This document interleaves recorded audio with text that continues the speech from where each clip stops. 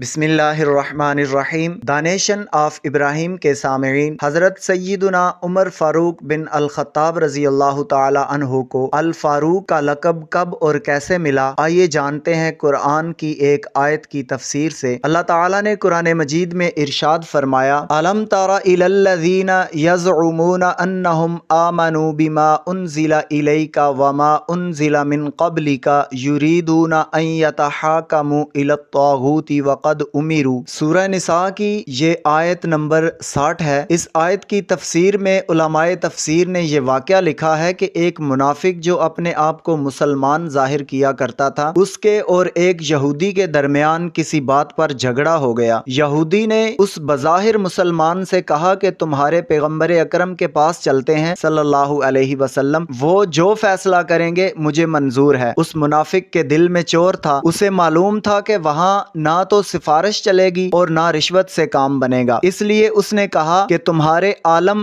کعب بن اشرف کے پاس چلتے ہیں۔ یہودی اس بات پر رضامند نہ ہوا، چنانچہ وہ دونوں پیغمبر اکرم صلی اللہ تعالی علیہ وآلہ وسلم کی بارگاہ میں حاضر ہوئے۔ یہودی حق پر تھا، فیصلہ بھی اسی کے حق میں ہوا۔ منافق کو یہ فیصلہ پسند نہ آیا تو وہ یہودی کو لے کر حضرت سیدنا صدیق اکبر رضی اللہ تعالی عنہ کے پاس گیا۔ وہاں سے بھی وہی حکم ملا، لیکن وہ منافق اس کو بھی تسلیم کرنے پر آمادہ نہ ہوا۔ آخر دل میں سوچا کہ میں تو بظاہر مسلمان ہوں اور یہ یہودی ہے، کیوں نہ عمر بن خطاب کے پاس چلیں، وہ یقیناً میرے اسلام کا پاس کرتے ہوئے میرے حق میں فیصلہ دیں گے۔ چنانچہ اس نے یہودی کو بھی اس بات پر رضامند کر لیا۔ جب وہاں پہنچے تو یہودی نے عرض کی کہ پہلے پیغمبر اسلام اور جناب ابو بکر اس مقدمہ کا فیصلہ میرے حق میں کر چکے ہیں، اب یہ مجھے آپ کے پاس لے آیا ہے۔ حضرت عمر بن خطاب رضی اللہ تعالی عنہ نے فرمایا، میرے واپس آنے تک ٹھہرو۔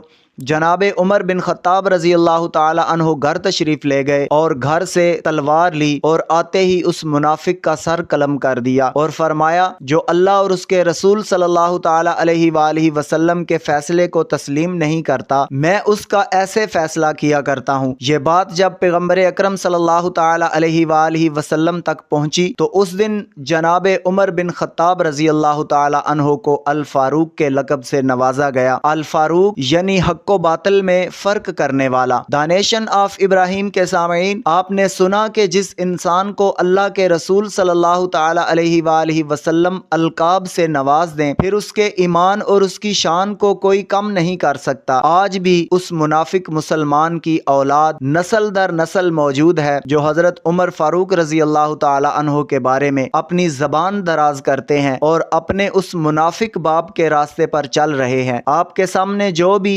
ظاہر مسلمان پیغمبر اکرم صلی اللہ تعالی علیہ وآلہ وسلم اور آپ کے صحابہ کرام رضوان اللہ تعالی علیہم اجمعین کی شان میں گستاخی کرتا نظر آئے تو سمجھ جانا کہ یہ اسی منافق باپ کی اولاد ہے جس کا سر حضرت عمر فاروق رضی اللہ تعالی عنہ نے اپنی تلوار سے قلم کیا تھا۔ اللہ تعالی سے دعا ہے کہ ہمیں پیغمبر اکرم صلی اللہ تعالی علیہ وآلہ وسلم کے تمام جان نثار صحابہ کرام رضوان اللہ تعالی علیہم اجمعین کی عزت اور مقام و مرتبے کا احترام کرنے کی توفیق عطا فرمائے، آمین۔ عمر کی جرات پہ جاؤں قربان کہ جس سے شیطان بھی ہے لرزاں، عمر کے آنے سے کفر پر جو زوال آیا، کمال آیا۔